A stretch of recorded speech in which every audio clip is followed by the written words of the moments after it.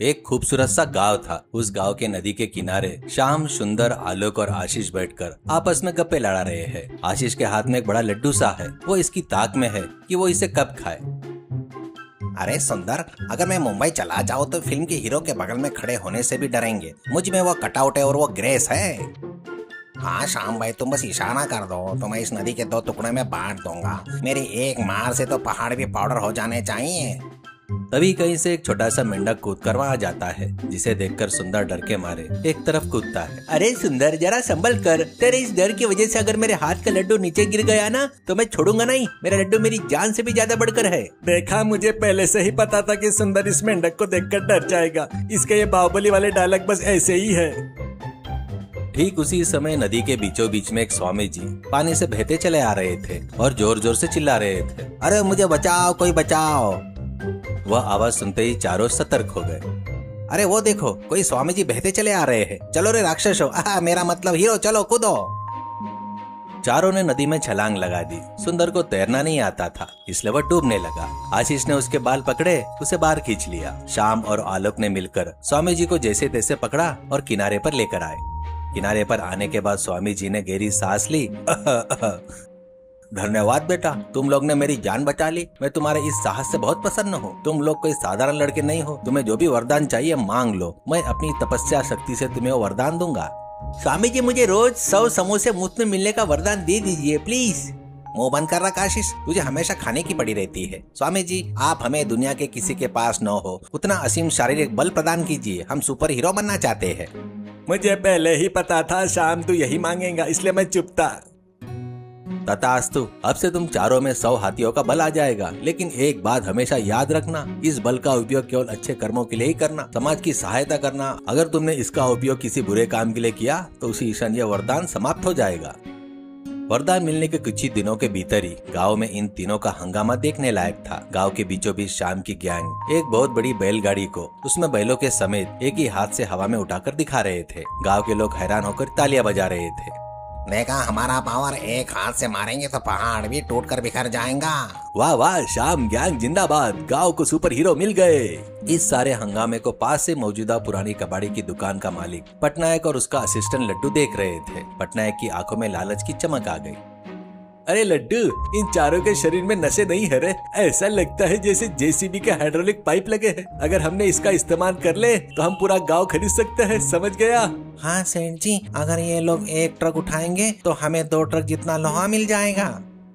अरे मूर्ख, एक ट्रक उठाएंगे तो एक ही ट्रक का लोहा मिलेगा ना। तुझे हिसाब किताब बिल्कुल नहीं आता। हमेशा 1 किलो और आधा किलो के फर्क में उलझकर मुझे डुबाता रहता है। चल कर इनका ब्रेन वॉश करते हैं।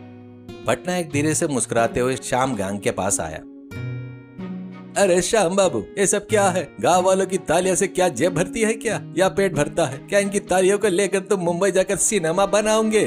बिल्कुल नहीं भरेगा सेठ जी। तालियां खाने से पेट थोड़ी ना भरता है, दर्द होता है। समोसे खाने से चुस्ती दूर होती है। मुझे तो ये तालियां बिल्कुल पसंद नहीं है। वही तो मैं कह रहा हूँ, मेरे पास एक सुपर आइडिया है।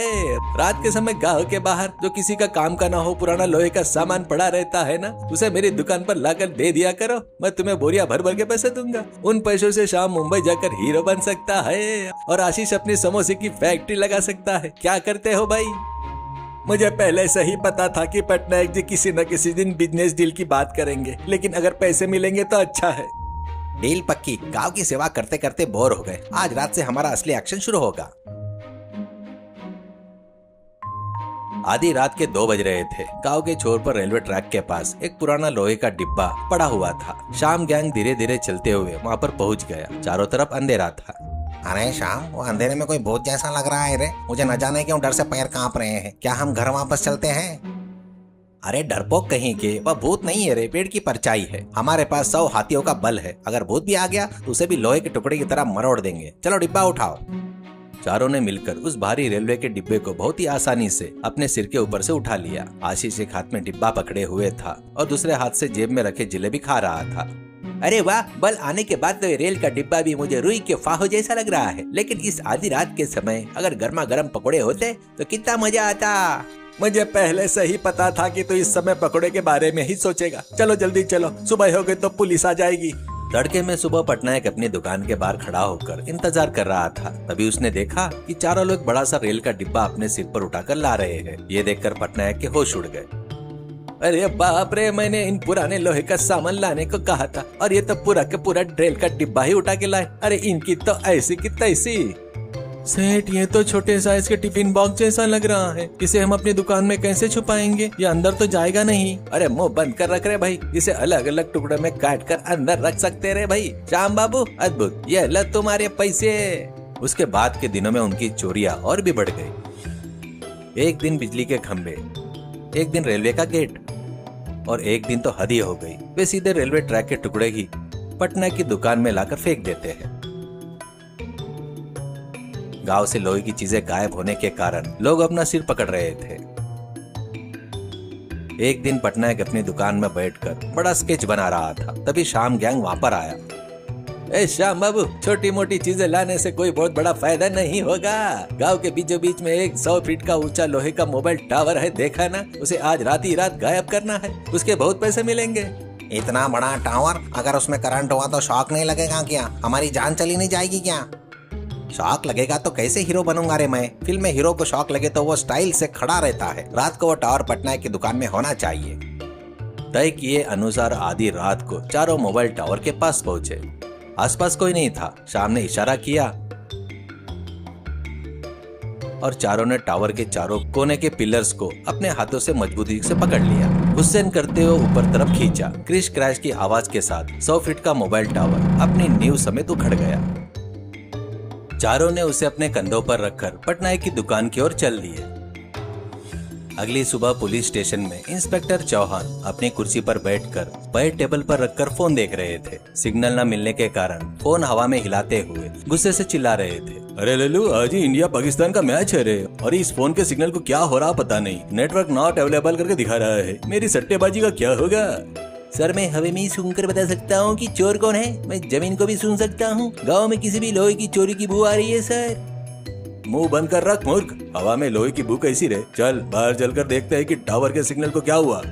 चौहान और लल्लू जीप में बैठकर गांव के बीच में पहुंचे। वहां पर मोबाइल टावर होना चाहिए था। वहां सिर्फ खाली जमीन बची थी। अरे लल्लू, टावर कहाँ गया रे? रात को यही था ना? क्या हवा में उड़ गया?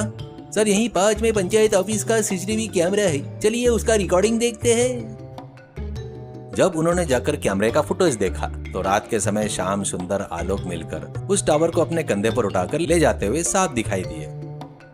ओहो, तो इन हवाई बदमाशों ने ये काम किया है। इनके पास इतना बल कहाँ से आया रे? चल उस कबाड़ी पटनायक की दुकान पर ये लोग मिलेंगे, वहीं चलते हैं। पटनायक की दुकान में लड्डू एक बड़ी सी कुल्हाड़ी लेकर टावर के टुकड़े करने की कोशिश कर रहा था, लेकिन वह खुद ही नीचे गिर रहा था। श्याम गैंग वहां बैठकर पैसे गिन रहे थे। लड्डू, उस टुकड़े को ठीक से काट रहे, जल्दी से ट्रक में लोड करना है। सर, ये लोहा नहीं है, बहुत मजबूत है। मेरी कुल्हाड़ी टूट जाएगी ऐसा लग रहा है सेठ। तभी जीप के सायरन की आवाज सुनाई दी। चौहान और लल्लू वहां पर अंदर आए।